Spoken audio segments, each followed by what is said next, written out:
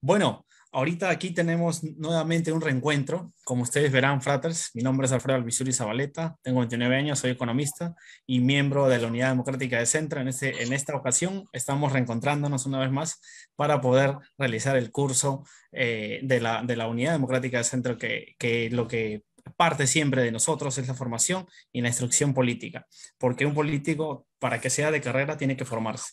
En ese sentido, presentamos a nuestro importante diplomático y magíster, Carlos Alberto Irigoyen, quien tiene una ardua realización profesional en el país y también dirige una importante institución que es déjenme mencionarlo solamente, que aquí lo tengo anotado, eh,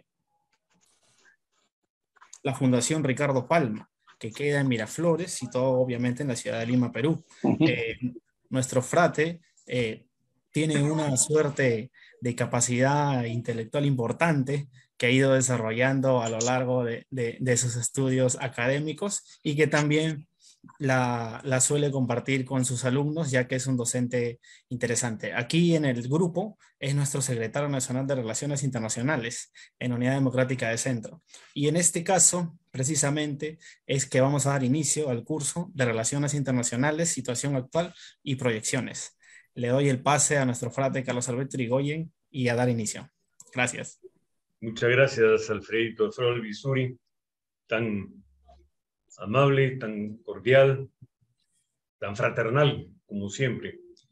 Gracias, además, por la presencia de nuestro presidente, el doctor Alberto Borea Odría, de todos ustedes que nos acompañan en esta noche, Raúl Talavera, Humberto Reyes, Efraín Rosas, Silvia Vázquez. Gracias.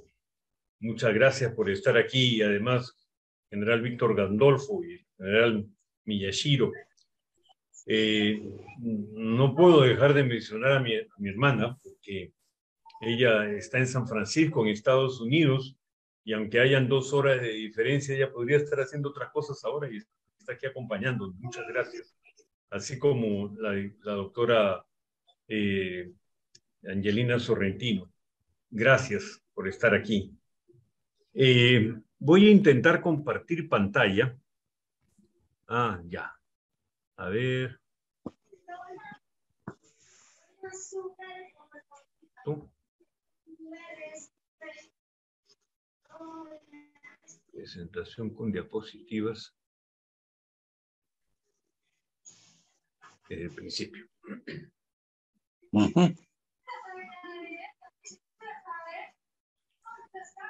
Sí se ve, ¿verdad? La lámina, la diapositiva. Muy bien, se ve. Dice, Sí, correcto. Relaciones internacionales, situación actual y proyecciones. Perfecto. ¿Cuál es la situación actual? ¿Cuáles son las proyecciones en cuanto hacia las relaciones internacionales? Bueno, hay siempre 2 niveles.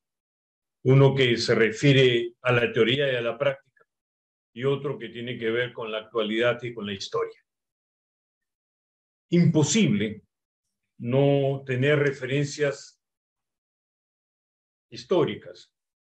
En toda empresa, en toda actividad humana, necesitamos buscar qué es lo que sucedió con anterioridad a nuestro tiempo. Necesitamos al mismo tiempo conocer no solo el fundamento teórico, en tanto que esa teoría se sustenta en una investigación de campo. Desde el punto de vista epistemológico, valedero también para las ciencias sociales, no podemos nosotros elaborar una teoría en abstracto. Necesitamos el contraste, el apoyo, el sustento en la realidad, en la práctica. Cuando generamos esta dicotomía, eso es en teoría, eso es en teoría. No es tan exacto, porque la teoría es la culminación de un proceso epistemológico en la que vamos a buscar la validación de nuestra hipótesis para que, verificándose, llegue y nos permita efectivamente elaborar una teoría.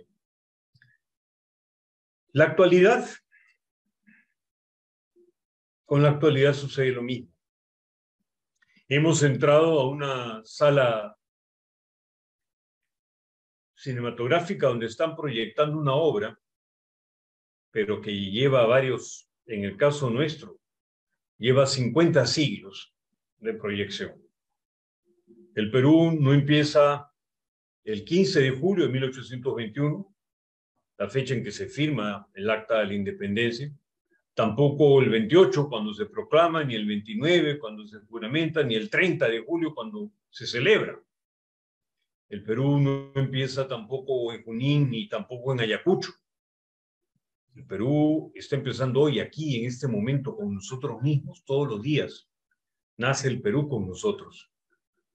Todos los días tenemos nosotros la posibilidad de encontrar si efectivamente esa proclama de San Martín es cierta, si efectivamente lo que alguna vez comentara Simón Bolívar al respecto tiene fundamento o hay algunas otras posibilidades.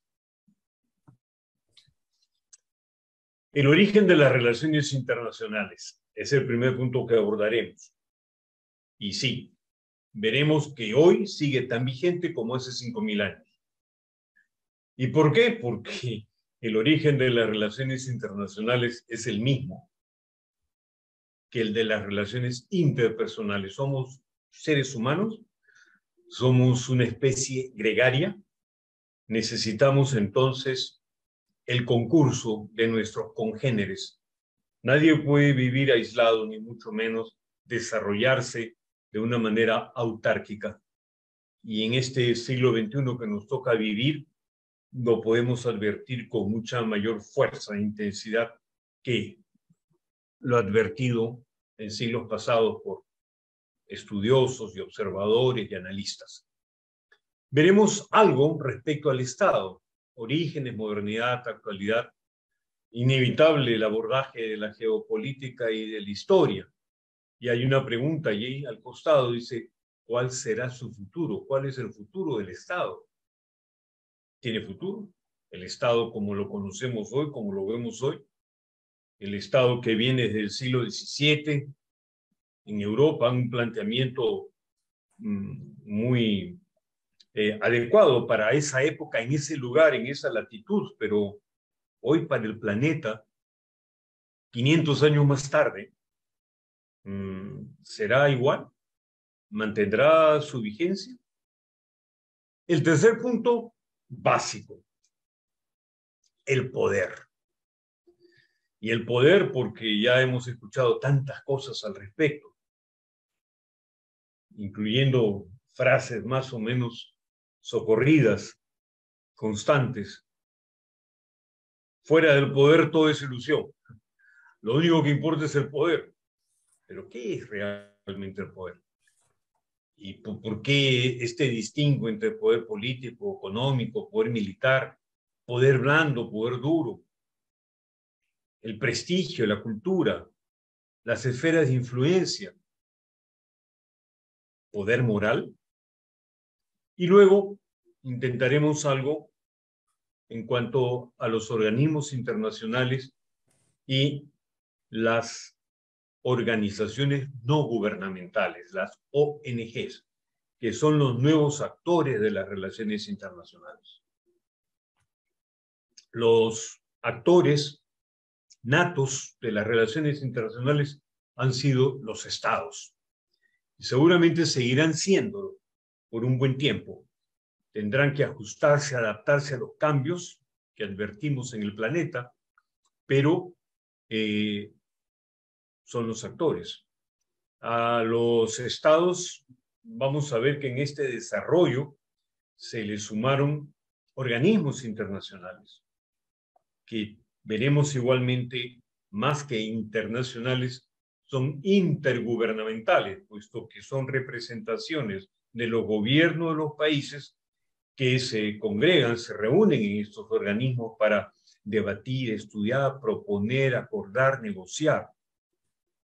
Pero las ONGs tienen otro carácter, un carácter innovador, sorprendente, ya que todos los que estamos aquí en esta noche podríamos congregarnos, formar una ONG y desde esa ONG participar y ser y tener un carácter de interlocutor válido, no solo ante el Estado peruano, ante cualquier otro Estado y ante la propia Organización de Naciones Unidas.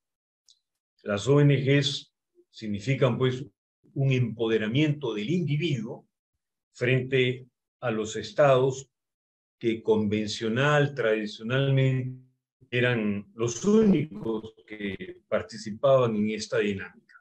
Esto para hoy, miércoles 6. Luego veremos qué tendremos para el 13 y para el 20, si todavía me tienen paciencia y me soportan para entonces. Theodore Roosevelt fue el 26º presidente de Estados Unidos entre los años 1901 y 1909, es decir, el comienzo del siglo XX. En 1898, cuando todavía no era presidente, tuvo una frase elocuente por demás, casi diríamos agorera, una frase visionaria y que refleja muy bien el carácter de este político estadounidense. La era atlántica se encuentra actualmente en la cima de su desarrollo, pero pronto agotará sus recursos disponibles. La era del Pacífico, que será la mayor de todas, apenas está iniciando su marcha. En esta frase, el expresidente Roosevelt está refiriéndose, pues, a dos océanos, el océano Atlántico, que fuera el escenario de la historia, de buena parte de la historia, hasta el siglo XX y buena parte del siglo XX. Pero él preveía que se avecinaba un nuevo tiempo. Es ya no del Atlántico, sino del Pacífico, y que desde su óptica sería la mayor de todas. ¿Qué es el Océano Pacífico?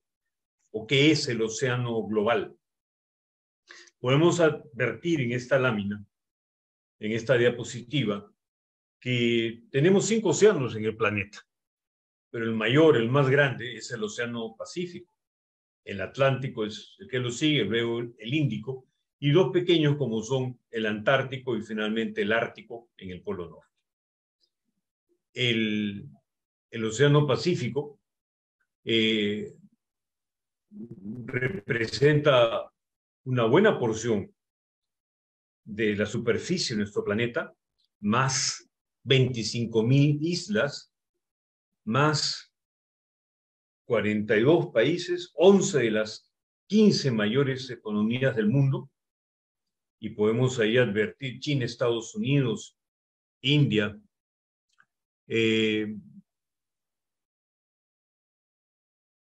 Japón, Rusia, Canadá, Corea del Sur, Indonesia, Tailandia, Australia y México. 9 de los países del G20 forman parte de este océano. Más de 25 del grupo de 77. Y se concentra en este océano un espacio económico que supera largamente los 3.000 millones de habitantes. Si tomamos en cuenta que la población mundial es de 7.500 millones, es casi la mitad de la población mundial que está aquí en este océano. Las 21 economías de la PEC, el Foro Asia-Pacífico, el Foro Económico Asia-Pacífico del que Perú forma parte, representa más del 65% de la producción mundial. Y, por si esto no sirviera para ilustrarnos acerca de su importancia, 3 de los 5 miembros del Consejo de Seguridad de Naciones Unidas forman parte e integran, se ubican en este océano, como es el caso de Estados Unidos, de China y de Rusia. Los otros 2, el Reino Unido y Francia, también tienen posesiones e intereses ultramarinos varios. Esta es una visión de lo que significa esta ubicación privilegiada en la cuenca pacífica. Y en lo que respecta a América del Sur, Panamá, Colombia, Ecuador y Chile. En lo que respecta a América del Norte, pues Estados Unidos, México y Canadá.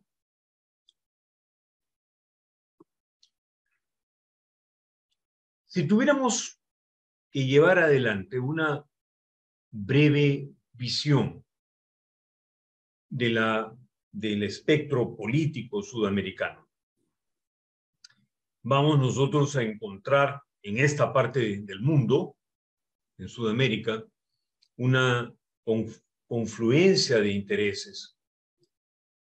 De un lado, Estados Unidos, que no es solo la potencia hegemónica, disminuida, ¿cierto? Advertiremos luego que nos encontramos en una etapa que ya no es el esquema bipolar, es un esquema multipolar, una conformación de bloques, y en ello podemos darnos cuenta que países como China, Irán, Rusia, como Gran Bretaña y el mismo Japón, tienen también intereses en esta parte del mundo. Si nosotros viéramos el tema de Chile, está ya notado que el objetivo primario de nuestro vecino es tener el dominio del Pacífico sudamericano, constituyéndose en la primera potencia naval del continente para asegurar su futuro proyecto hegemónico. Y se puede citar 3 planes: el plan Tridente, la hegemonía en el mar, y el plan Alcázar, relativo a poseer las más modernas fuerzas armadas, tanto terrestres como aéreas. En el análisis con relación a Estados Unidos, podría considerarse que tanto Colombia como Perú y ciertamente Chile son aliados de Estados Unidos. Pero en este juego de poderes y de poder a nivel mundial, existen otras fuerzas, sobre todo de creciente importancia, como es el caso de China. Y nosotros, como también sucede en Estados Unidos y en Panamá, tenemos una importante influencia cultural de esta potencia. No solo lo vemos en nuestra alimentación sino peruana. El chifa es una creación realmente propia, no es lo que nosotros conocemos aquí como comida china. No la vamos a encontrar en Beijing y tampoco ni siquiera en Guangdong. Es realmente comida sino-peruana, o como se suele decir ahora, es fusión. Hay muchos aspectos que desde el año 1840, en que se da esta primera inmigración, va a ir moldeando y va a ir contribuyendo a este carácter de nuestra nacionalidad y de nuestra identidad cultural, en la que la influencia cultural china, repito, es importante, es significativa, tanto como lo es la africana, como es la nuestra autóctona, como es la europea, Y como bien lo dijera José María Regueda, el nuestro es un país de todas las sangres, y aquí vamos a encontrar expresiones de todo nuestro planeta.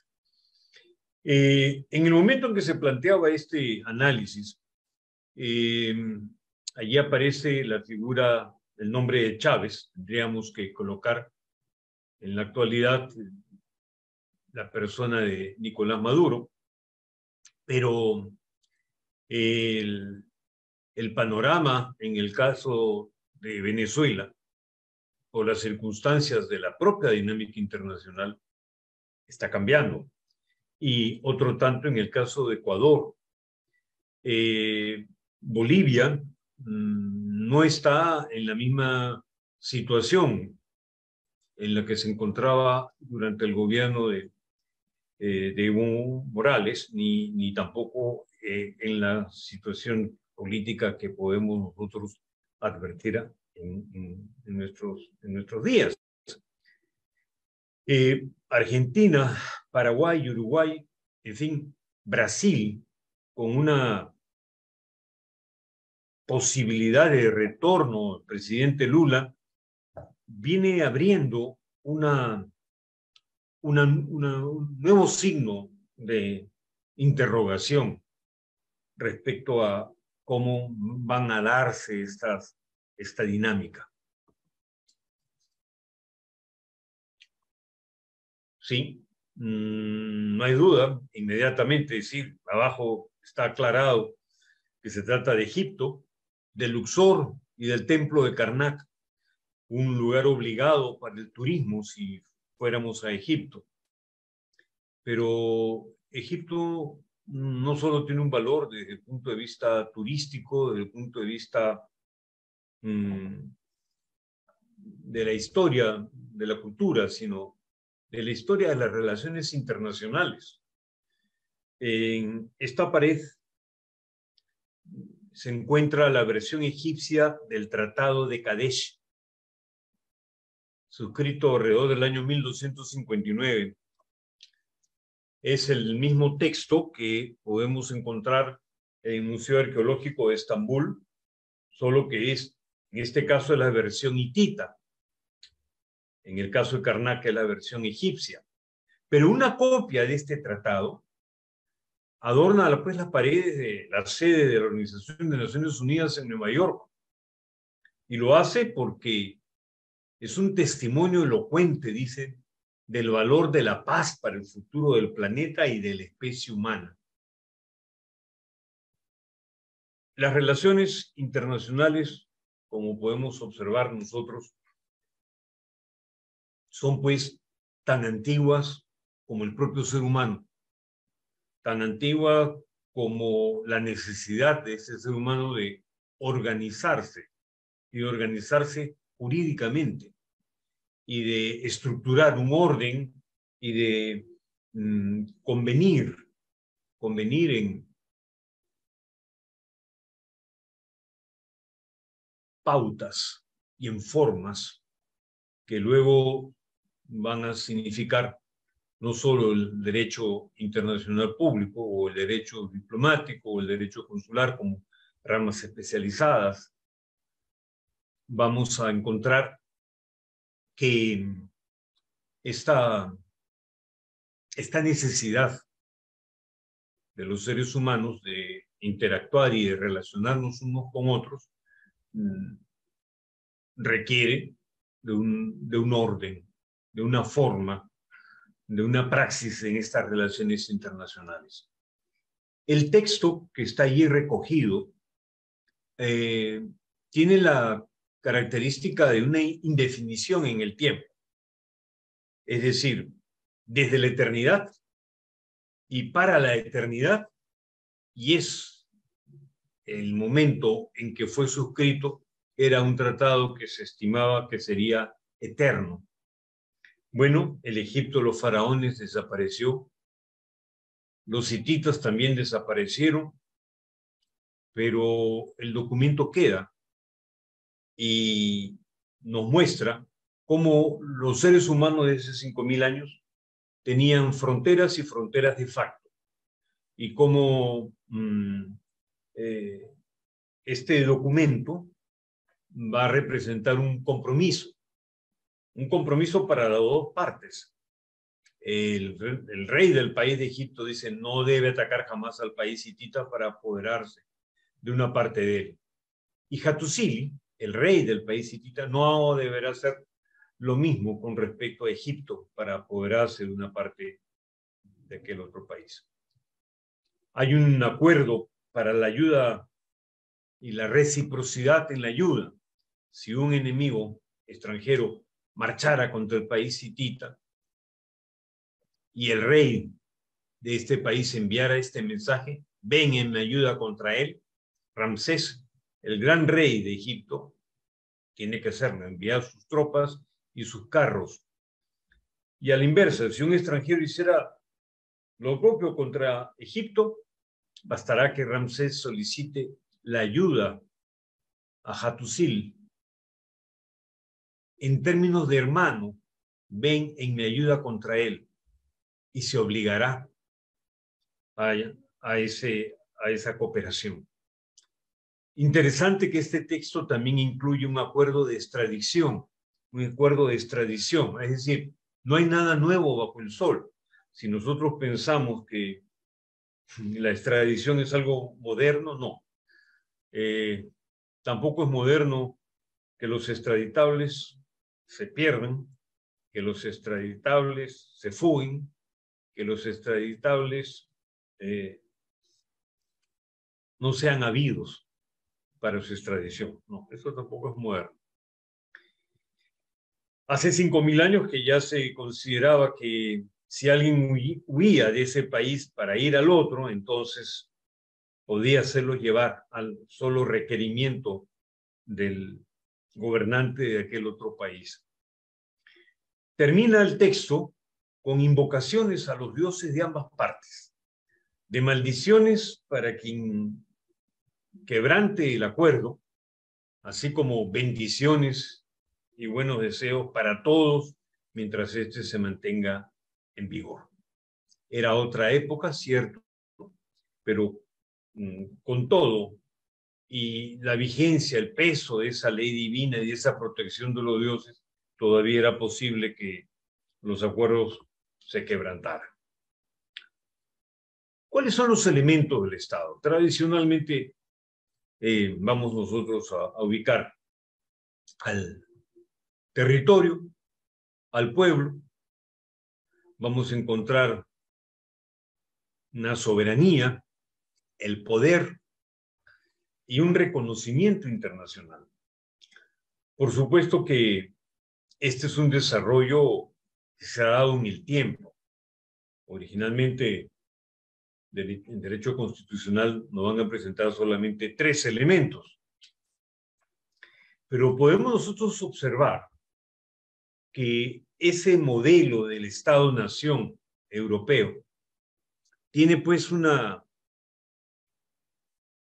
raigambre antigua que no solo parte desde finales del siglo XIV y del siglo XV, el enfrentamiento que va a haber entre la monarquía y la nobleza, la necesidad de estructurar un Estado fuerte. Vamos a ver cómo en los siglos sucesivos, XVI y XVIII, el siglo XIX, hasta llegar al siglo XX, el Estado-nación, como lo conocemos hoy. Pero los referentes, España, Inglaterra, Francia, son válidos para esa parte del mundo. Pero el planeta no está hecho solo de Europa. La historia del Asia es muy distinta. Y ya no me refiero solo a China y a Corea, ni nada más a la India, en donde la dinámica toma otro tipo de... lleva a buscar otro tipo de estructura. Sin embargo, el modelo europeo va a tener importancia, va a tener gravitación, no solo informativa, va a ser una presencia en algunos casos dominante, en otros casos influyente, en otros casos la ideología va a hacer sentir su efecto. Pero nosotros, para el Estado peruano, para nosotros, para el Perú, nosotros no estamos en Europa. Esto no es Europa. Esta es otra latitud y es otro hemisferio. Y en nuestros orígenes tenemos y están allí presentes. No ha desaparecido, aunque haya tomado tiempo rescatar de la ignorancia y el olvido una cultura matriz como Caral. Y hemos tenido que afinar nuestro concepto acerca de una cultura matriz como suponíamos que era Chavín, pan peruana, pero con anterioridad a Chavín pues está Cupiznique y el propio Caral. Y casi tan antiguo como Chavín puede ser los Sechín, y eso todavía está investigándose. Hay algo que dicen que Sechín sería incluso más antiguo que Caral. Estamos todavía por verlo. Pero aquí en el Perú hemos tenido otras formas de organización política, importante en su extensión geográfica, en el número de su población. Ya vamos a llegar a hablar del Tahuantinsuyo, del Imperio de los Incas, pero el Imperio de los Incas es tan brillante que opaca, no nos deja ver, nos hace olvidar a los huaris, y son los huaris quienes realmente le permitieron ese desarrollo al Tahuantinsuyo. Y eso en la parte sur, porque hacia el centro y el norte vamos a encontrar a los Yarovilca, y en la costa los Mochi y Chimor no hace poca cosa. Y lo podemos apreciar en el orden y en lo que significa Chanchan o Pacatnamú, o todo aquello que realmente debería motivar en el caso del Perú una convicción que si existen egiptólogos y hay egiptología, y se refiere solo a Egipto y el Egipto de los faraones, aquí pues en el caso del Perú, los peruanistas, los peruanólogos, tendrían una oportunidad amplísima de especialización, no solo para descubrir el misterio todavía no revelado, a pesar de Tom Sudema y de Burton, sobre los quipus y de Victoria de la Jara, los tocapus, pero cientos de miles de quipus allí en los almacenes de los museos que esperan ser leídos, que esperan ser descifrados, que esperan ser conocidos. Y es un acervo documentario de máxima importancia, pero hasta ahora nosotros no lo aquilatamos. Los mayas, con sus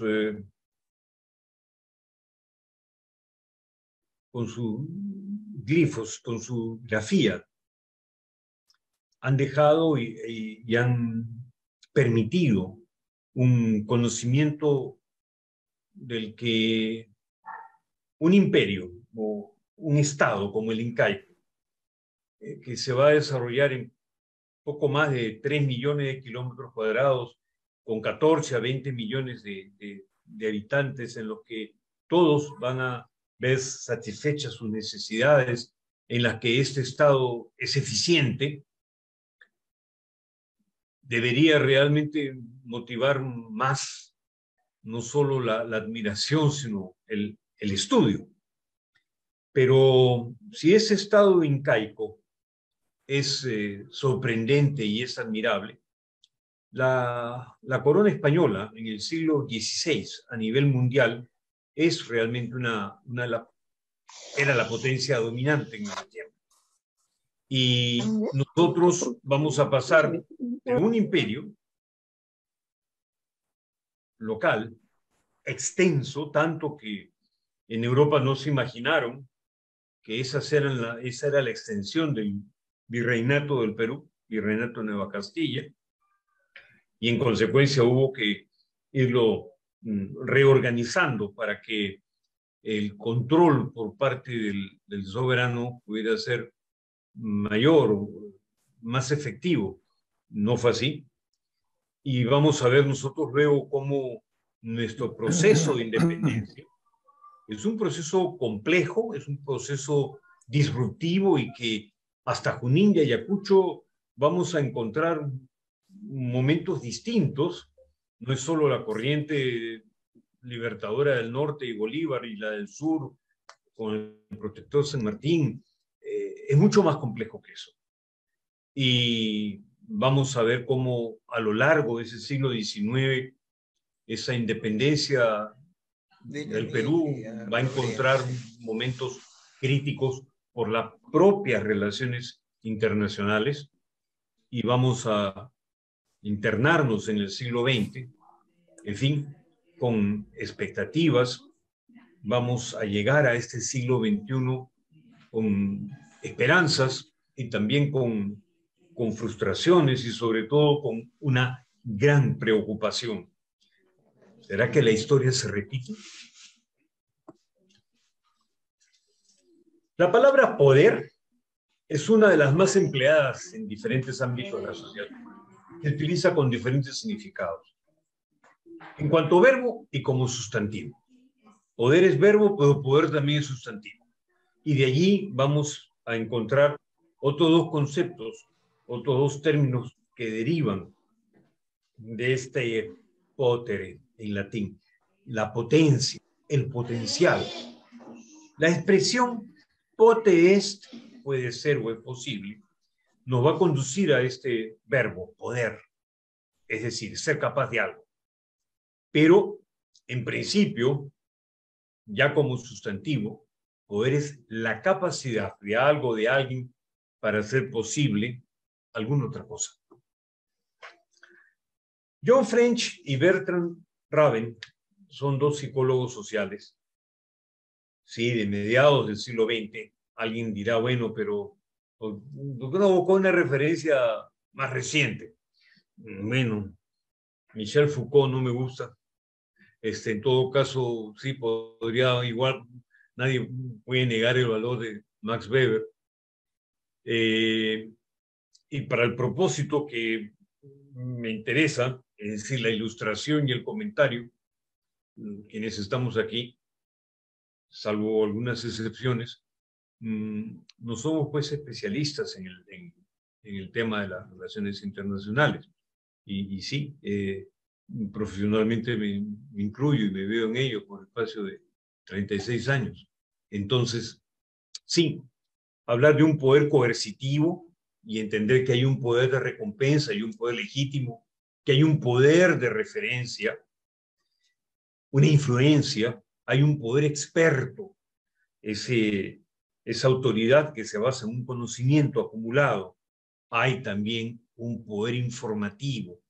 Entonces, de esa perspectiva, estas 6 formas distintas que contemplaban French y Raven, lo encontré interesante para esta noche, al menos para esta primera parte.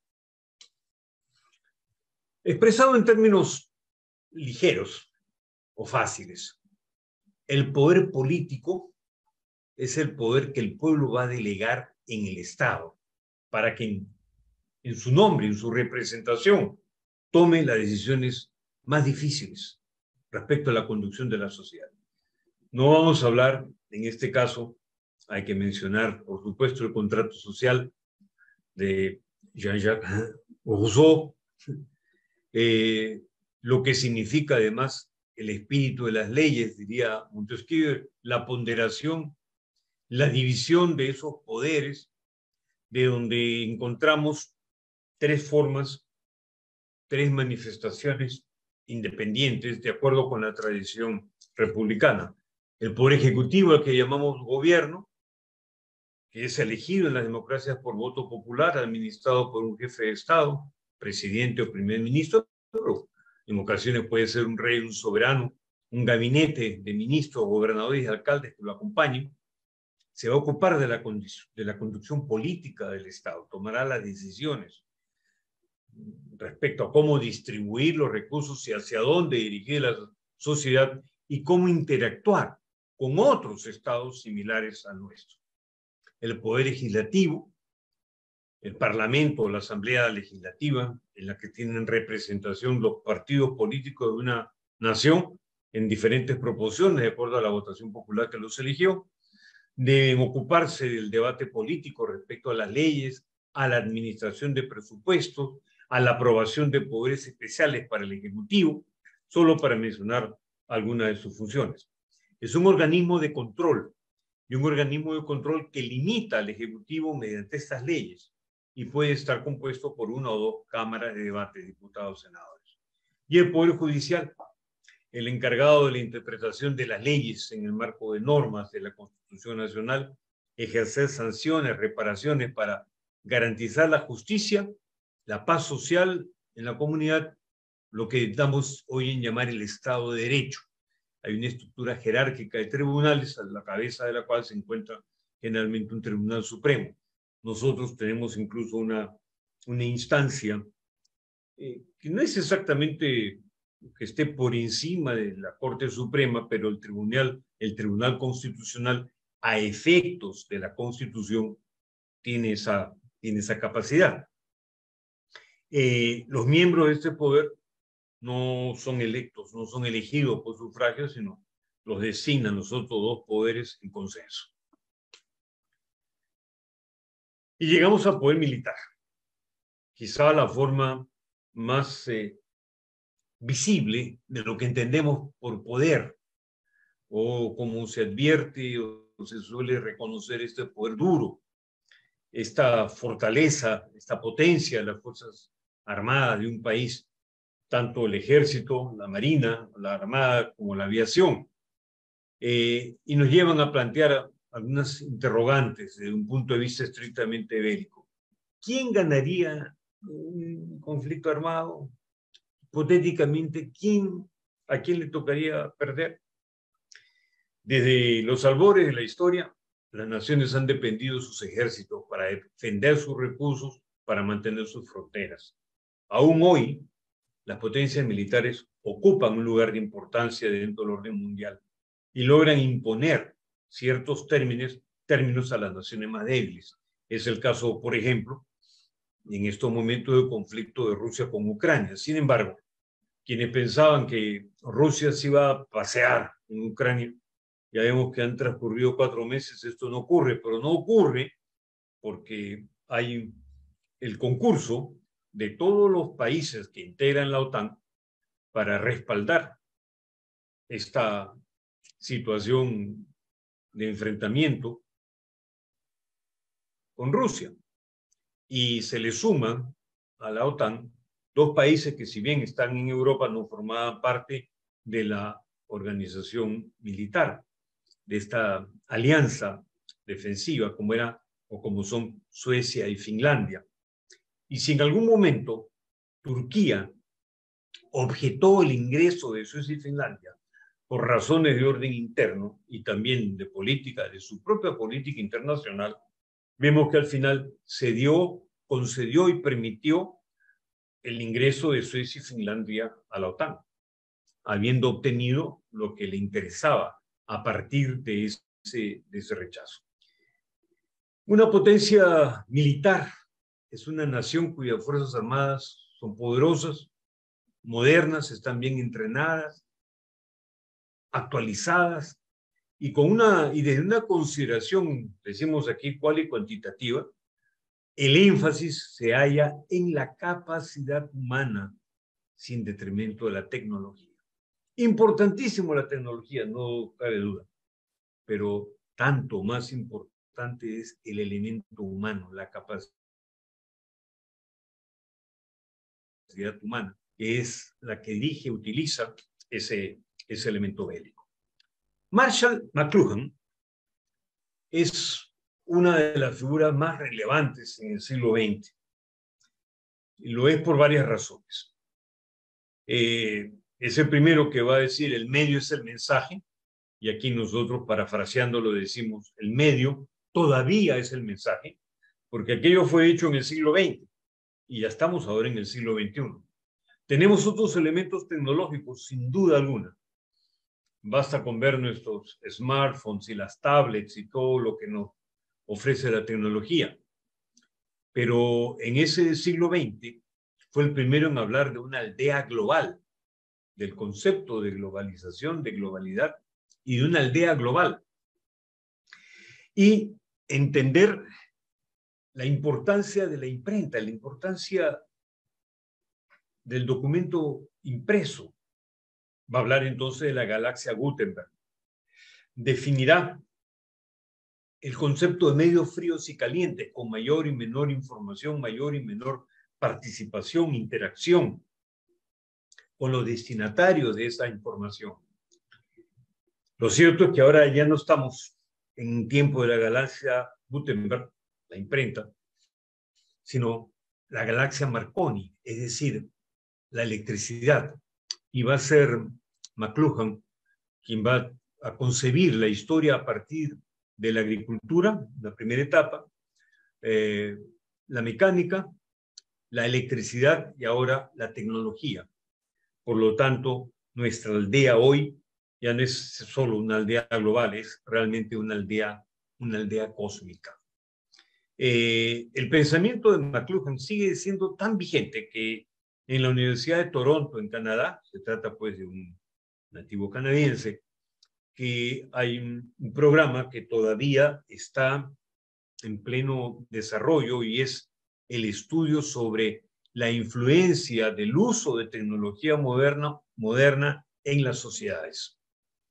Y es algo que podemos nosotros investigar y podemos nosotros apreciar qué y cuánto han cambiado no solo las sociedades, sino las formas incluso de desarrollo del poder a partir de los celulares. Y bueno, estamos en este punto en que entonces el poder duro y el poder blando. En el poder duro encontraremos el poder militar, armas ofensivas y disuasivas, pero desde la perspectiva del derecho internacional, con ese avance nadie quiere ser el país agresor. Nadie. Ni siquiera Rusia habría querido ser el país agresor y va a buscar en su justificación el nazismo, ¿no? Va a buscar, dice, la desnazificación de Ucrania, no de toda Ucrania, pero por lo menos del Donbass y de allí, de las áreas que más directamente le interesa. Y sí, el poder económico es también un poder duro, donde la inversión directa y el propio comercio internacional podemos advertir sus efectos. Pero al lado de esto, poder duro, militar y económico, encontramos ahí un poder científico y tecnológico de cada vez mayor y más creciente importancia. No solo por esas comunicaciones a las que nos remitía McLuhan hace un instante, por la nanotecnología, por lo que significan además las alternativas energéticas, que ha puesto de manifiesto este conflicto en Europa con Rusia, Ucrania, en que los países dependientes del gas y del petróleo ruso están buscando en forma urgente alternativas, buscando otras fuentes de suministro. Y es la oportunidad para que países tan lejanos respecto a Europa como Argentina revaliden, ¿no? Y recuerden la importancia de otros recursos que estaban allí todavía pendientes, pero que actualizan e intensifican su importancia en esta coyuntura internacional. El poder blando no es menos importante que el poder duro. Y no lo es porque precisamente tiene relevancia y reflejo en términos económicos. La cultura, el arte, el turismo, el deporte, la historia, en suma, el prestigio, pueden ponerse en valor, y en un valor cuantitativo, en un valor económico. Lo que hace atractivo realmente a Francia como destino turístico, movilizando de 84 a 90 millones de turistas anualmente, es por la conjunción de todos estos elementos de lo que es un poder blando. Pero además hay un poder intangible. Vamos a llamarle poder moral, un poder espiritual. Podríamos decir que es un poder religioso sin entrar a las teocracias, a las formas teocráticas de gobierno. Pero hay una figura que es muy elocuente al respecto y lo vamos a ver en un momento más. Nosotros, desde el Perú, desde esta tradición, desde esta historia, tenemos un sustento, un sustrato que debería realmente llevarnos a pensar y a valorar y a considerar y a reconsiderar la importancia de haber nacido en el Perú, de ser peruanos, de ser herederos de esta historia. Hay hallazgos que demuestran pues que el Capac Ñan no es solamente la unión vial, física, territorial de 6 países. El PA Virú, un corredor bioceánico inca-guaraní, como podemos ver allí, desde el Cusco hasta San Vicente, en Sao Paulo, en la parte de Brasil. Y en esa tradición hay una búsqueda de esas mismas raíces.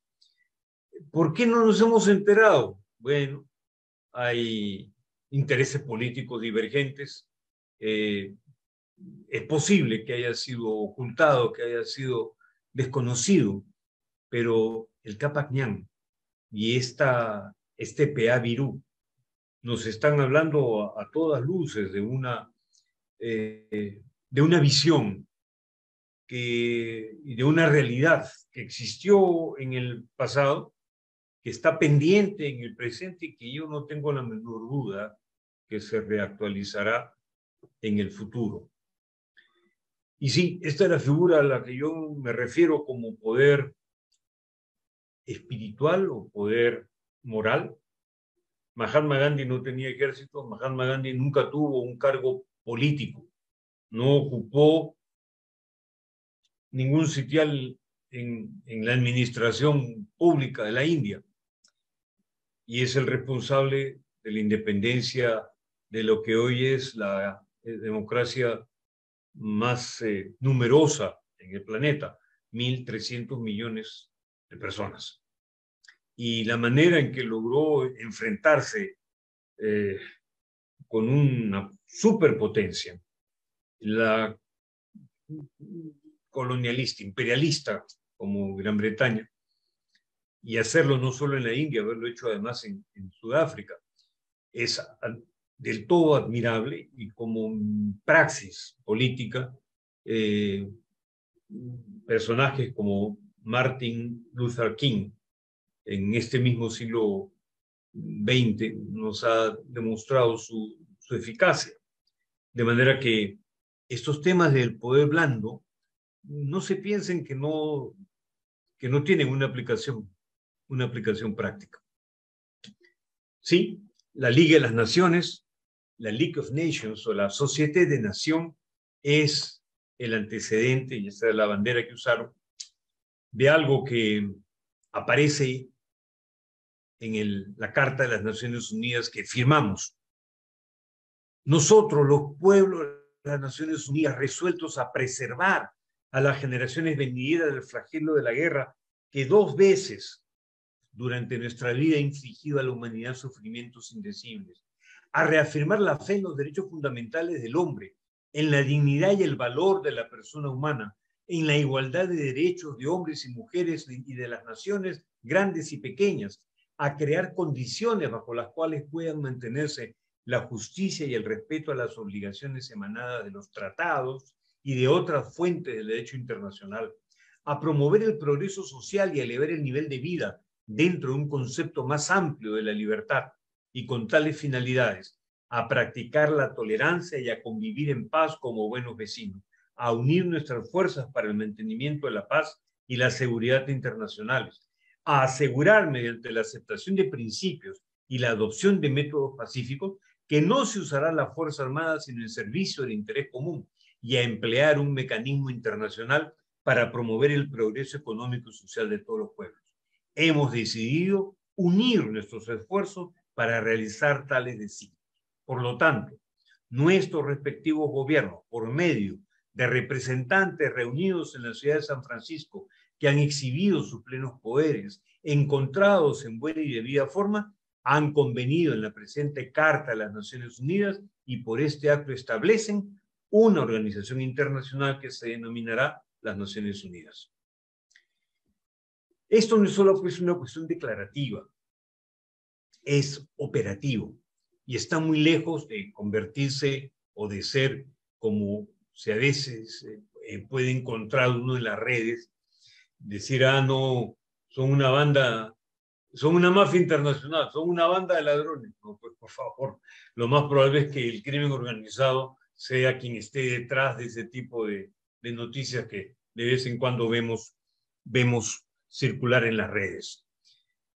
Los firmantes de esta carta, quienes suscribieron, fueron 51 países. El diálogo, la paz, el derecho internacional, la prevalencia de derechos humanos. Bueno, hoy son 193 países miembros, de los 51 a 193. Casi que se ha triplicado, casi que se ha cuadriplicado el número. Tiene un secretario general que cumple las veces de representante y conductor. En la actualidad, ese cargo lo ocupa el ingeniero Antonio Guterres, ex primer ministro de Portugal, desde el 1 de enero del año 2017. El embajador peruano Javier Pérez de Cuéllar ejerció este mandato entre los años 1982 y 1991. Tiene dos sedes, una en Estados Unidos y otra en Ginebra, en Suiza. Es este país que acogió esa Sociedad de las Naciones, esa Liga de las Naciones, o Société des Nations, como se le llama en francés. Esta es la organización de las Naciones Unidas. Una Asamblea General, una Secretaría, Consejo de Seguridad, Consejo de Administración Fiduciaria, la Corte Internacional de Justicia y el Consejo Económico y Social. A la derecha vamos a encontrar los organismos especializados, el Grupo, el Banco Mundial, comisiones orgánicas, comisiones regionales, programas y órganos especializados como UNICEF, el PNUD, el NUMA. Y dentro del Consejo de Seguridad, bueno,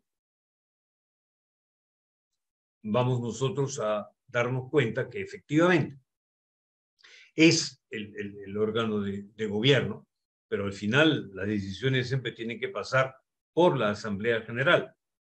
Y hay un peso que tiene el secretario general. Por lo cual, entonces, este organigrama, aunque se vea sencillo y se piense que no responde a la manera en que se ejerce el poder y cómo juega el interior de la organización su propia dinámica, es real. Es real. Y en este sistema, lo que es el Consejo de Seguridad, lo vamos a encontrar aquí. Hay miembros permanentes, que son 5 con derecho de veto: Reino Unido, China, Francia, Rusia, Estados Unidos, y 10, un total de 15, 10 que son elegidos de manera bianual cada 2 años, 10 estados de Asia y Pacífico, de las distintas partes de la región del mundo, de África, Europa del Este, América Latina, Caribe, África. Los organismos internacionales, que es el otro tema que tenemos que ver, pueden clasificarse por su duración, permanente o no permanente, por su competencia, plenos, en los que exclusivamente participan los estados que los han creado, semiplenos de consulta. Hay organismos en razón a la materia, sean económico o cultural, la Organización Internacional para la Migración, la Unión Internacional, la Unión Internacional de Telecomunicaciones, o el organismo de la cocoa, el cacao, el CELICO. Por la composición, puros, integrados solo por estados soberanos, el Tribunal Penal Internacional, mixtos, autónomos y otros en los que participan estados y organismos internacionales. Y las ONGs que, como decíamos, son pues los nuevos actores. Y no obstante, hay algunas ONGs que son tan antiguas como la Orden de Malta, 900 años,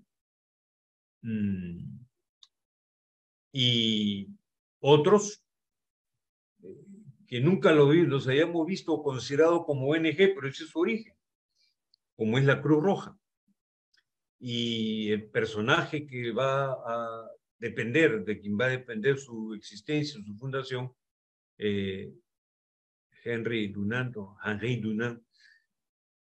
humanista, filántropo, un masón de la Logia Concord ahí de Ginebra, ganador del Premio Nobel de la Paz en el año 1901, justamente por este hecho.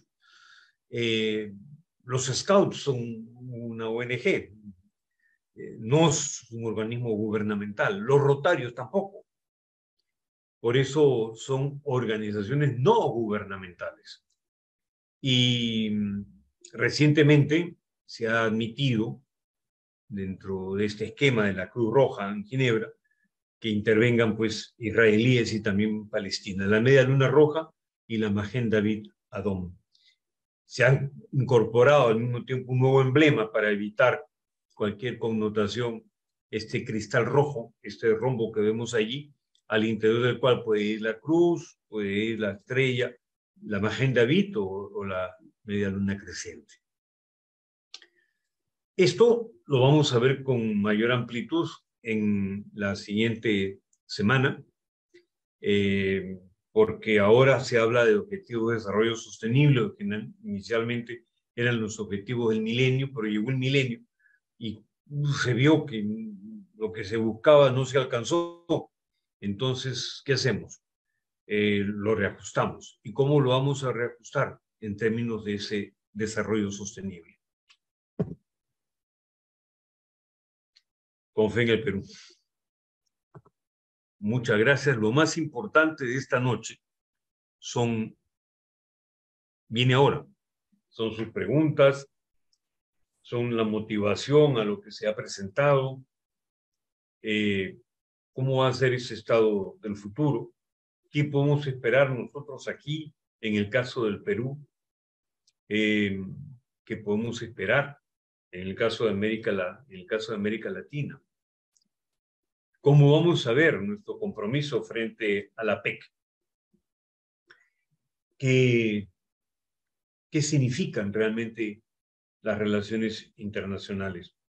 ¿Es una actividad que solo se limita a los técnicos, solo Torre Tagle? No. Relaciones internacionales, hoy en día estamos nosotros, gracias a estos elementos tecnológicos, desarrollando, manteniendo y cultivando a cada instante.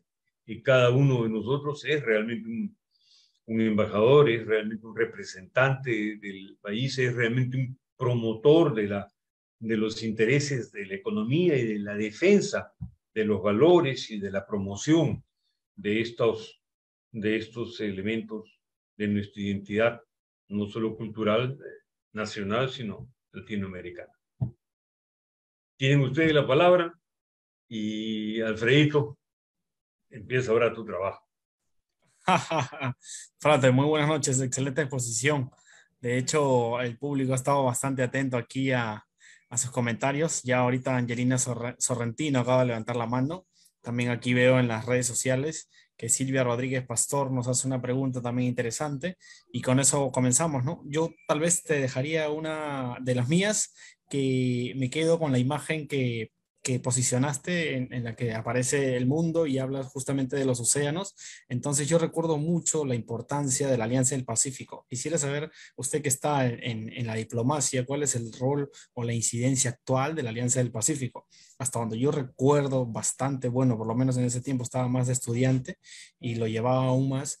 La Alianza del Pacífico representaba una de las terceras economías más grandes del mundo, bueno, al juntar los PICs de los cuatro países, ¿no? Y era muy impresionante. Entonces quisiera un poco más de eso. Y la segunda es de nuestra colaboradora aquí, Silvia Rodríguez Pastor, nos pregunta, ¿y el poder del conocimiento? Y antes de ello, con Angelina Sorrentino le damos el pase para que haga su consulta. Sí. Buenas noches a Buenas todos. noches. Profesor, gracias por la clase. Yo me permito decir antes de mi pregunta que lo aplaudo y lo aplaudo de pie porque de verdad que hoy he aprendido muchísimas cosas, hasta de la vida diaria que uno va escuchando en las noticias y a veces no quedan claros los conceptos. Quisiera preguntarle, en la lámina en la que usted muestra los países de la Organización de las Naciones Unidas, en la porción superior, donde están China, Rusia, Estados Unidos, dicen países con derecho de veto. ¿Qué quiere decir eso? Bien. Si bien dentro del Consejo de Seguridad son 15 los miembros, y sí, cuando hay que tomar una decisión, se somete a la votación de la mayoría, y es esta mayoría la que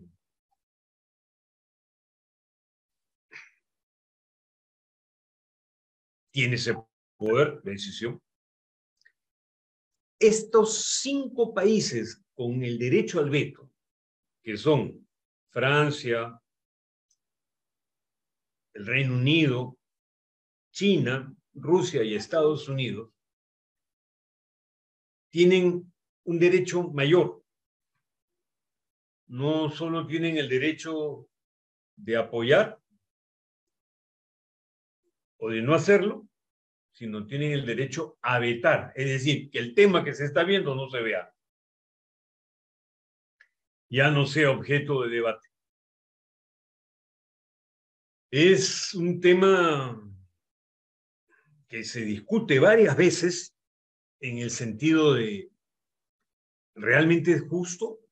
Muy bien, eran las potencias victoriosas en la Segunda Guerra Mundial, ya, pero ya pasó la Segunda Guerra Mundial, terminó en el 45, ¿no? Entonces, hace 70 años, 77 años que terminó, ¿y hasta cuándo se va a mantener esto? Si además somos 193 países, menos 5, o sea que 188 están sujetos a la voluntad de 5 para decidir que no. Es decir, que no se vea, que ni se discuta, está vetado. Y se acabó el asunto. A eso se refiere el poder de veto, mi distinguida doctora. Imagínese. Muchas gracias. Entendido, Frate. Vayamos con la segunda que nos preguntan por Facebook Live y es de Silvia Rodríguez Pastor, que nos pregunta, ¿y el poder del conocimiento? Nada, pues justamente estábamos hablando de la ciencia y la tecnología.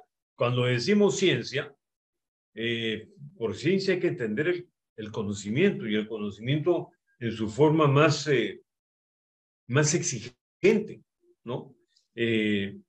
No es solo la no es solamente la técnica, ¿no? Es no solamente el know-how, no es solo el saber cómo, es el saber. Es en ese sentido que mencionamos ahí la ciencia. Y a eso también iba, cuando se hablaba de autoridad, y el poder que nace del conocimiento. Quienes sabemos que existe una alternativa política que se llama Unidad Democrática de Centro, vemos pues el futuro con esperanza y con aliento. Quienes tienen la información y saben que en esta unidad democrática del centro contamos con personalidades tan relevantes como la de Alberto Borea Odría, podemos tener fe en el Perú. Ya no solamente fe en el Perú, sino fe en quienes estén dispuestos a servir al Perú. Y no, como se suele decir, a servirse de él, sino entendiendo que el político y la política es la forma más elevada del servicio. Para mi amigo, y lo llamo así amigo y condiscípulo, aunque estábamos en otros años, Marco Miyashiro. Política, le decía, el arte de lo posible.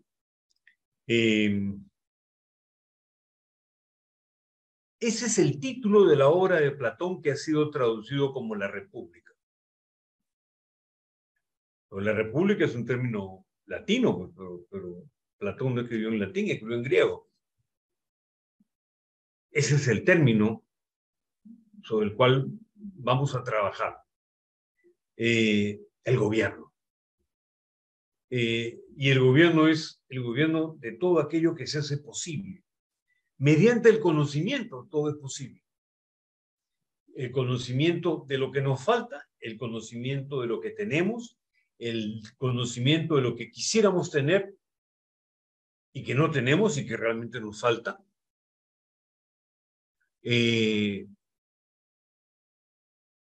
Silvia, vivimos en la sociedad de conocimiento. Ya pues no lo digo yo, lo dice Francis Fukuyama, ¿no? Pero vivimos también en una sociedad que a partir de ese conocimiento necesita trabajar y desarrollar la confianza. No podemos seguir pensando en que las cosas no van a ser así. Hay un 50% que no pueden ser así, pero hay un 50% que sí pueden ser así. Así que las posibilidades son de que suceda o que no suceda. Nosotros podemos hacer la diferencia para que suceda. Justamente hoy, que es el Día del Maestro, y felicitamos desde esta palestra, desde este punto en el ciberespacio, aquí desde la Unidad Democrática del Centro, a todos los maestros, porque habíamos colgado justamente en el Facebook. Bueno, ¿qué es lo que hace un maestro? El maestro hace la diferencia. Esa es la verdadera labor del conocimiento, Silvia, la diferencia entre saber y no saber, entre tener el conocimiento y no tenerlo, entre saber qué hacer y no saber qué hacer y no hacerlo porque no se sabe. Y estamos viendo flagrantemente todos los días que a pesar de la astucia, la habilidad personal, a pesar del buen ánimo, vamos a concederle la buena voluntad de nuestro primer mandatario. Eso solo no basta. Y necesitamos una preparación, necesitamos un proceso, sí, de aprendizaje y de disposición, de capacitación, sin lo cual entonces corremos muy serios riesgos. Y lo que está en juego no es solo una empresa, es un país con todo lo que acabamos de ver, ¿no? Con esos 33 millones de seres humanos, que son 33 millones de proyectos existenciales, 33 millones de un potencial que no merecemos otra cosa. Y no debemos caer en el juego de los extremos, no. Por eso, esta unidad democrática entendemos que es de centro. No podemos ubicarnos en ninguno de los extremos. Allí es más fácil cometer un error. Así que el conocimiento es importantísimo, Silvita, hace la diferencia. Ok. Doctor Irigoyen, aquí siguen consultando a través del Facebook Live y hay una justa en base a lo que usted comenta ahorita. Jaime Gutiérrez Gallo dice, ¿qué comentarios tiene el doctor Irigoyen en relación a la política internacional del actual gobierno de turno en el hemisferio diplomático? ¿Qué considera usted?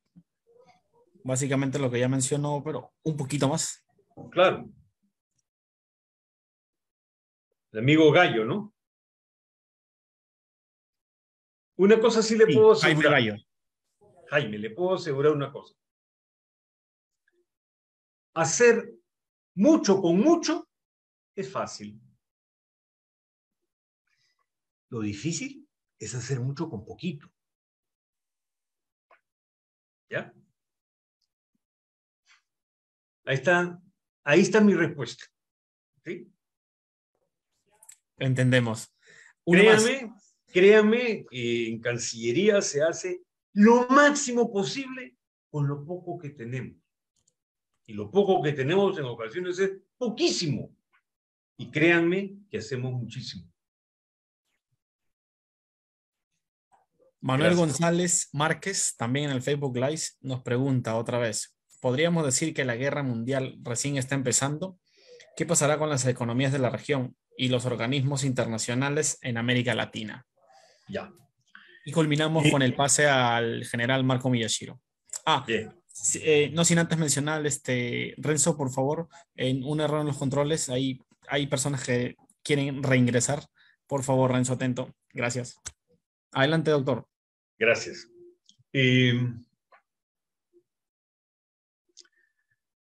Sun Tzu escribió El arte de la guerra. Allí en un tiempo interesante, siglo II, III antes de la era cristiana. El arte de la guerra.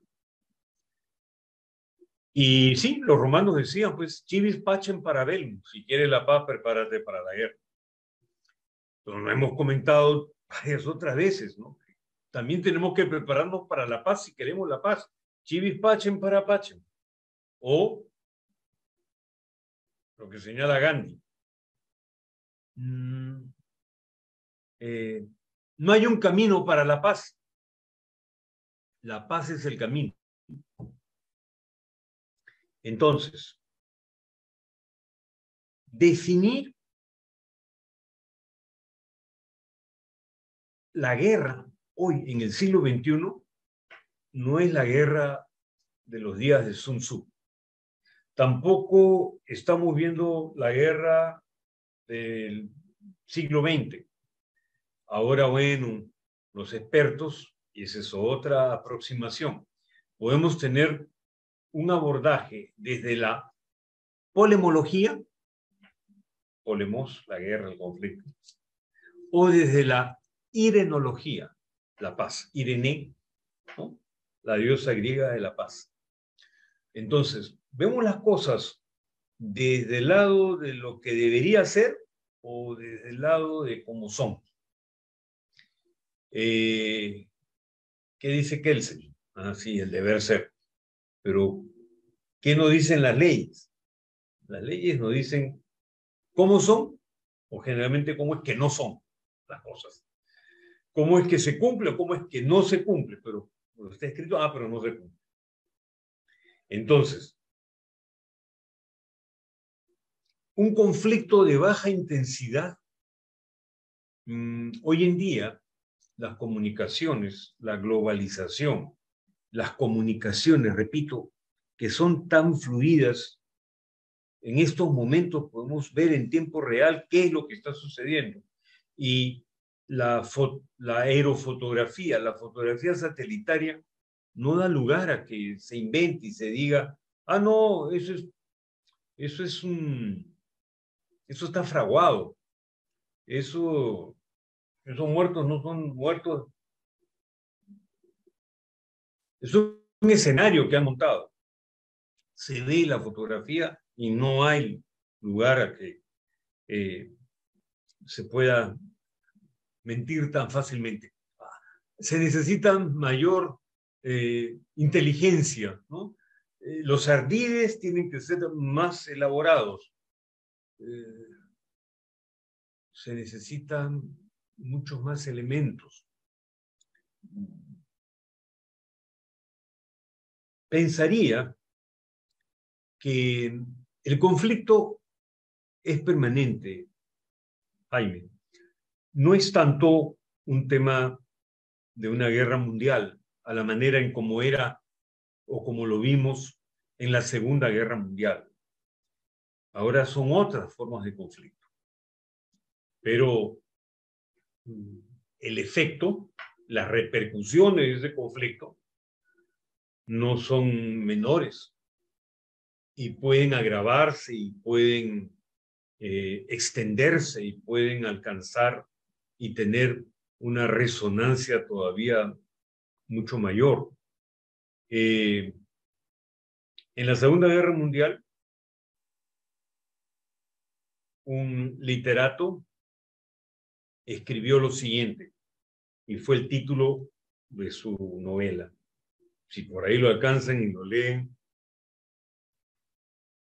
Solo las estrellas son neutrales. Es decir, que el conflicto era de tal naturaleza que todos habían tomado posición por uno u otro lado y que las únicas que no habían tomado una posición en esa guerra eran las estrellas. Bueno, evidentemente no había estudiado astrología este autor o no como biología, no estaba tan familiarizado.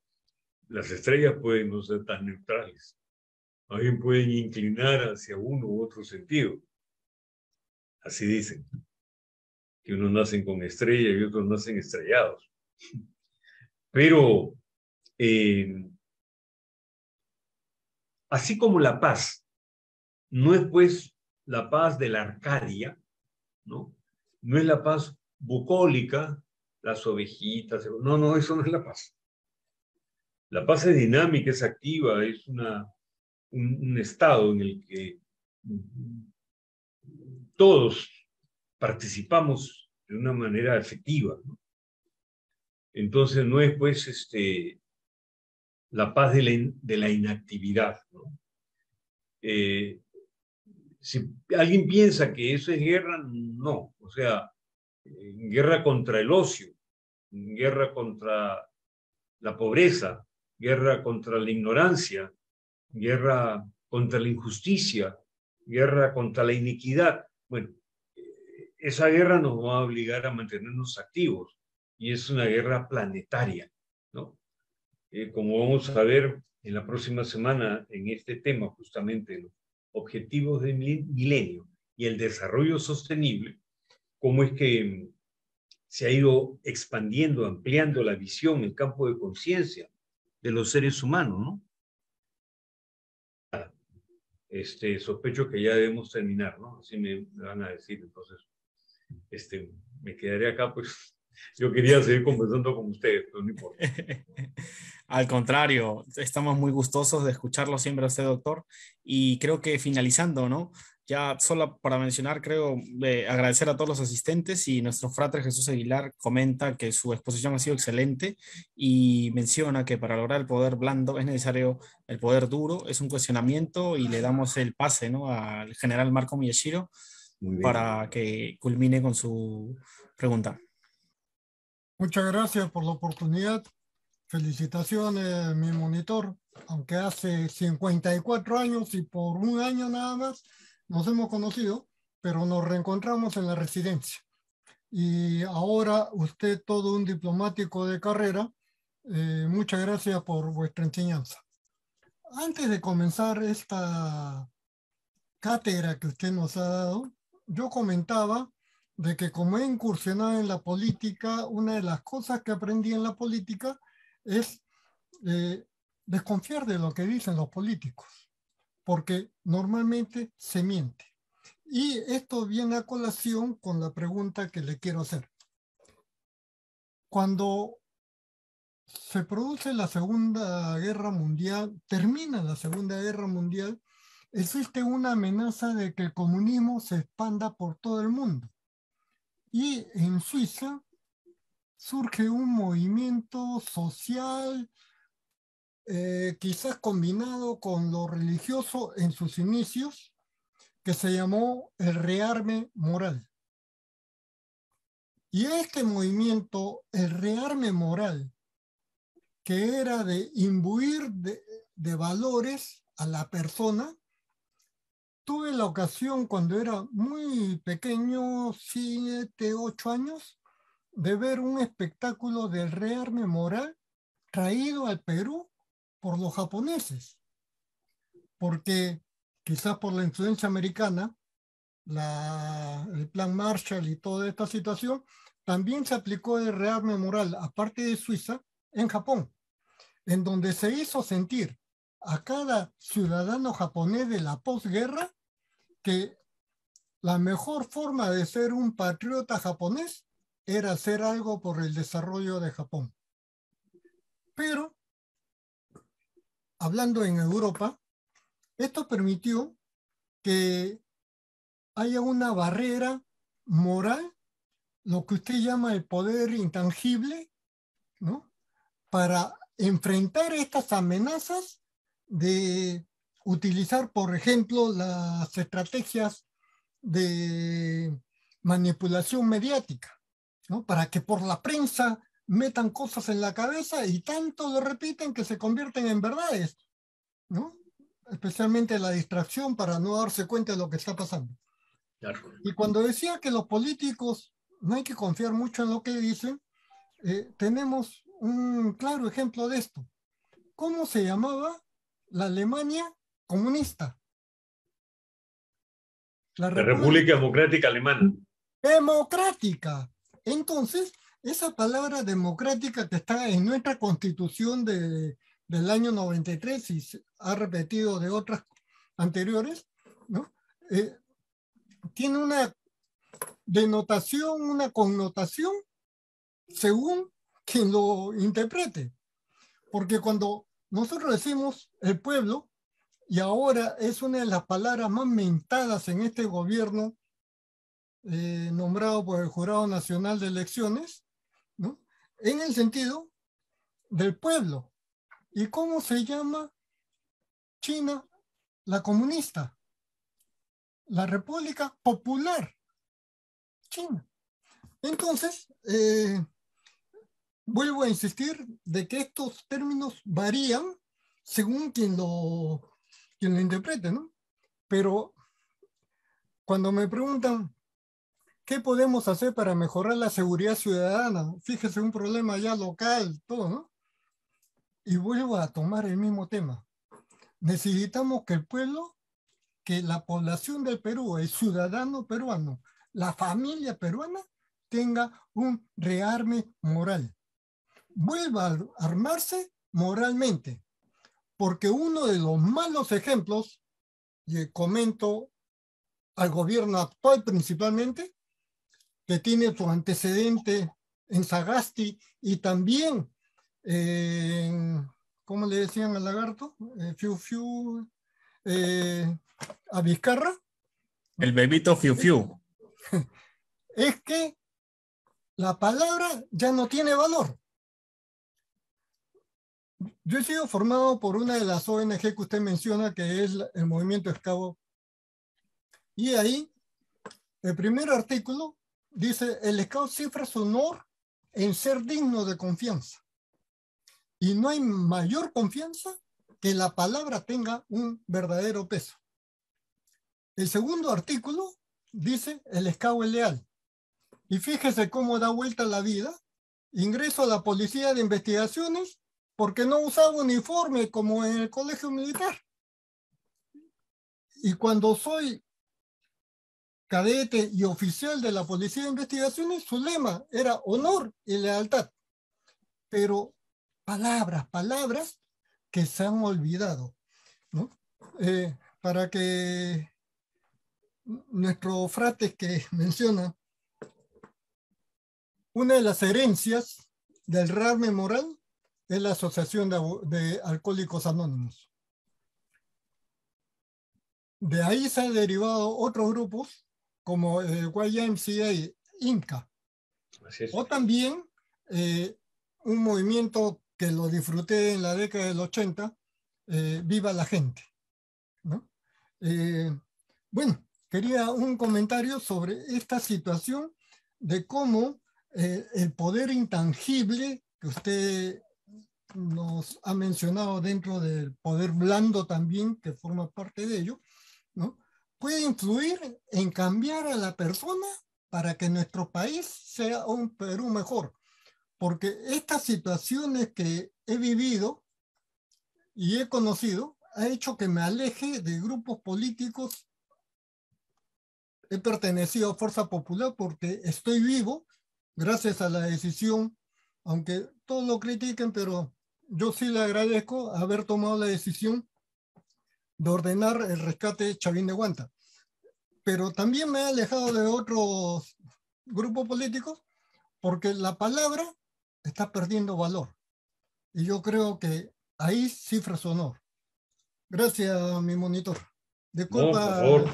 que lo trata así, pero te considero un amigo. No, totalmente de acuerdo contigo con lo que has dicho en todos sus extremos. De pronto, en algunos aspectos de Kenya no estoy de acuerdo, pero ya pues,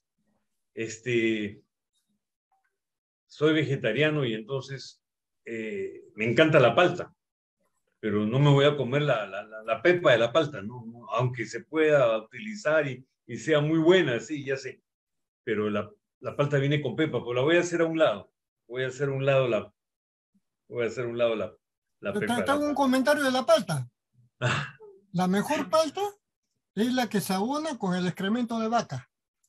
Continúa. No, ninguna duda del valor, ninguna duda acerca del valor en términos agrícolas, ¿no? De lo que significa la fertilización de los campos, utilizando elementos naturales que sean ecoamigables, ¿no?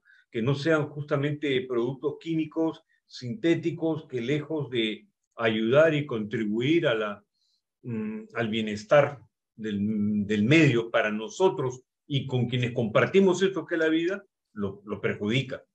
Entonces, el tema es un equilibrio entre yin y yang. Sí, pues hay luz y hay oscuridad, pues estamos los dos. El simpático y el parasimpático, sí, pues.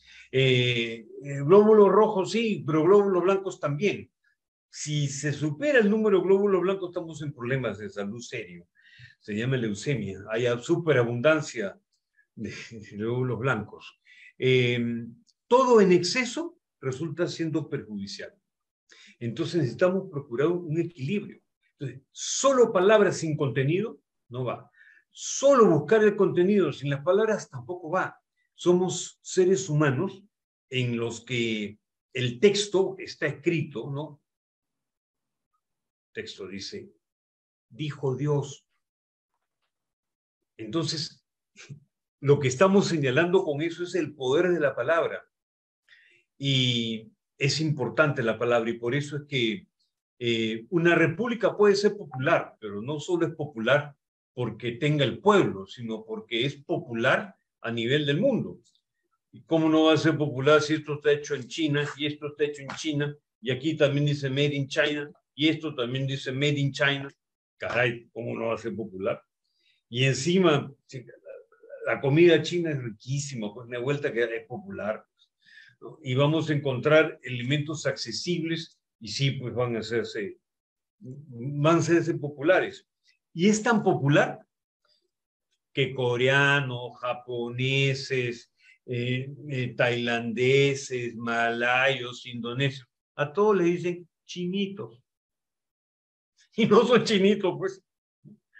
Vamos, le decimos chinitos, así de populares son.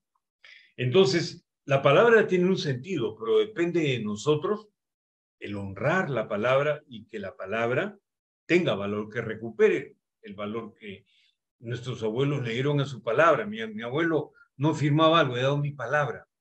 Ya está, suficiente, mi palabra. Y no solo ocurre antes, hay todavía latitudes y hay todavía lugares en este planeta donde los contratos y los negocios son de palabra y shake hands, simplemente con la mano, punto. Se dan la mano y ya está. No hay ningún otro documento.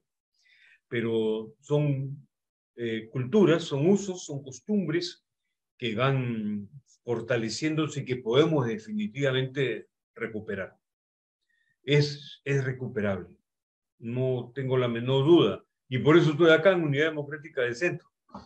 Porque la unidad no es solo una palabra.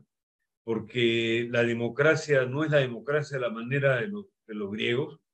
Es la democracia de nuestro tiempo, de este lugar que se llama Perú. Y lo que entendemos que es un centro, una posición equidistante de los extremos. Y por eso te agradezco mucho tu presencia esta noche y tu comentario. Al contrario. Nos acompañes en otras oportunidades próximas, inmediatas. Gracias, Alfredo. Gracias a usted, más bien. Ahora pasamos por un mensaje de Secretaría de Actas pertinente y culminamos con la intervención del doctor Alberto Borea, nuestro presidente. Bien, estimados amigos, como ustedes saben, la participación en el curso es totalmente libre, solamente para quienes quieren la constancia o certificado hay que inscribirse, verificar la asistencia y recibir un reglamento. Algunos de ustedes se han inscrito, ya les he anotado la asistencia. Para la asistencia a la segunda y tercera conferencia, todos lo podemos hacer libremente. Solamente quienes deseen la asistencia, la constancia, me avisan para enviarles el reglamento. ¿A dónde? Al correo contacto.unidese, a lo mejor Alfredo puede escribirlo y ponerlo ahí, contacto.unidese@gmail.com. Al que desee nada más, porque la invitación es totalmente libre y creo que tenemos mucho que aprender de la sapiencia de nuestro frate Carlos Alberto. Gracias. Adelante, doctor Alberto Borea. Muchas gracias, Alfredo. En primer lugar, agradecerte, Carlos Alberto, por la gentileza que has tenido no solamente de compartir con nosotros tus conocimientos, sino además de preparar y de sistematizar esta conferencia, lo que toma tiempo y naturalmente pues te aleja de algunas otras actividades tan importantes como las que tú realizas. Pero como parte de la Unidad Democrática de Centro sabes que esta es nuestra tarea y que esta es nuestra vocación de diferenciarnos de algunas otras organizaciones que, para seguir lo que decía el general Marco Miyashiro, nuestro frate ahora, es que efectivamente el mal uso de las palabras, digamos, confunde a la gente. Yo me paré hace unos 3 minutos porque recordando lo que decía o escuchando lo que decía Marco Miyashiro, quería citar a 2 autores muy importantes del derecho constitucional moderno, el profesor Ángel Rivero Rodríguez, que es un español, que decía lo siguiente respecto a la importancia del uso adecuado de los términos, y decía: política y lenguaje están en profunda relación. De hecho, la congruencia de nuestro vocabulario político con la descripción de nuestras instituciones proporciona legitimidad, el combustible necesario para el funcionamiento del sistema político. Pero ¿qué sucede? Como muy bien ha dicho Marco Miyashiro, nuestro general victorioso, ¿verdad? De verdad. Entonces, ¿qué cosa es lo que dice? Se utilizan las palabras efectivamente para buscar una legitimidad en el quehacer. Entonces, la República, digamos, alemana, la República Comunista Alemana, que no tenía nada democrática, él mismo ha recordado, y también se denominaba o se autodenominaba República Democrática Alemana.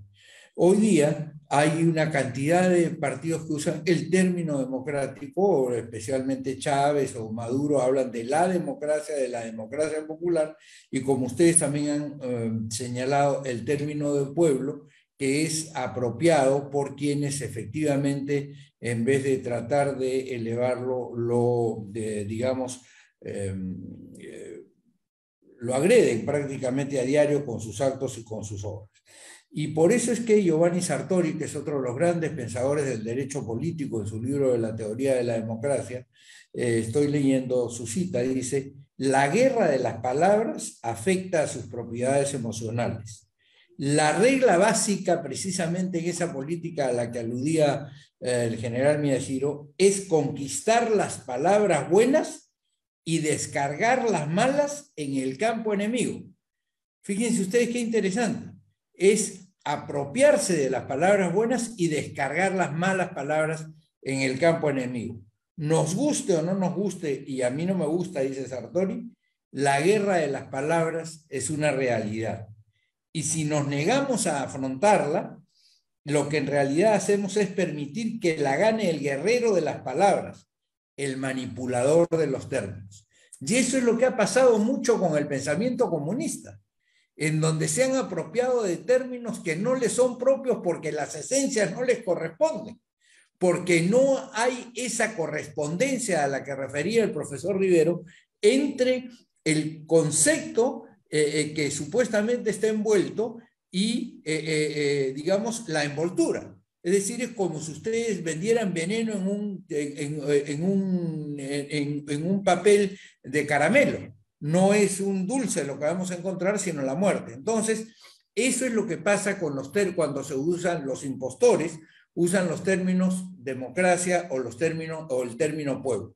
Y por eso es que nosotros en Unidad Democrática de Centro, con este tipo de conferencias que estamos atendiendo y que hoy día nos ha brindado Carlos Alberto, como vendrán otras eventualmente, y le pediremos también a Víctor Gandolfo, a quien esperaremos su pronta recuperación, como al general Miyashiro, por ejemplo, que nos hagan una pequeña mini explicación en una serie de 4 capítulos, así como las miniseries de Netflix, ¿no es verdad?, sobre el rol de la policía, o sea, sobre cuáles son verdaderamente la importancia y las funciones que tiene la policía y la historia reciente de la policía y los logros de la policía.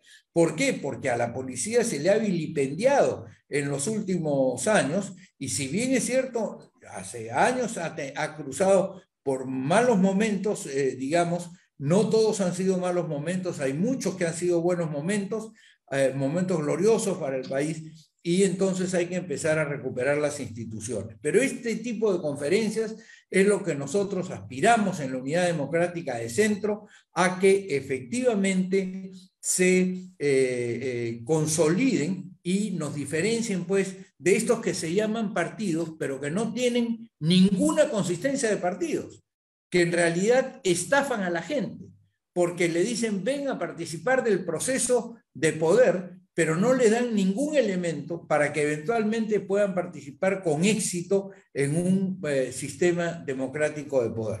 Quiero por eso agradecerte, Carlos Alberto. Por cierto, estaremos contigo el próximo miércoles en la conferencia, en la segunda conferencia de este ciclo, y quiero anunciarles a todos ustedes que, digamos, estemos muy atentos al uso de las palabras. Es decir, la guerra de las palabras es fundamental. No cualquiera puede utilizar el término de pueblo. No cualquiera puede utilizar el término de nosotros el pueblo y los demás que no son el pueblo. O sea, quienes no votaron por mí no somos el pueblo, perdón. ¿De qué cosa está hablando? Entonces hay que salirle al frente.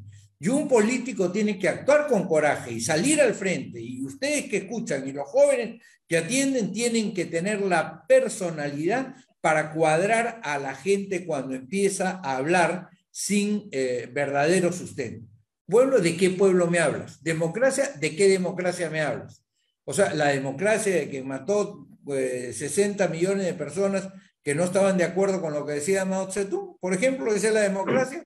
o la democracia de Maduro, o eso es lo que nosotros no podemos sostener ni podemos aceptar. Y ese es digamos, el aporte de la Unidad Democrática de Centro a este momento político. Y quiero advertirles, y quiero más que advertirles, invitarlos, porque dentro de unos 10 días aproximadamente estaremos ya inaugurando el local central de la Unidad Democrática de Centro en la esquina de las avenidas Petituars y Salaberry en Miraflores, y desde ya espero que la tercera conferencia de Carlos Alberto pueda ser dictada en aquel local. Y que inaugurando prácticamente las conferencias en ese local.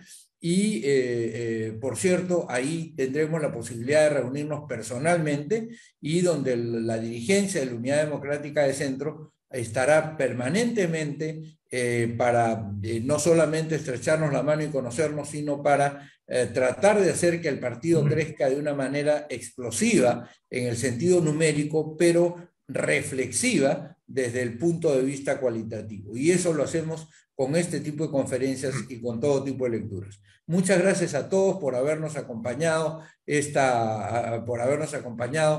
esta noche, y pues muchas gracias por su constante compañía, y bienvenidos a quienes han llegado y a quienes nos siguen en el Facebook Live y a quienes nos van a ver en nuestra página web, en nuestro canal YouTube y en los Facebook.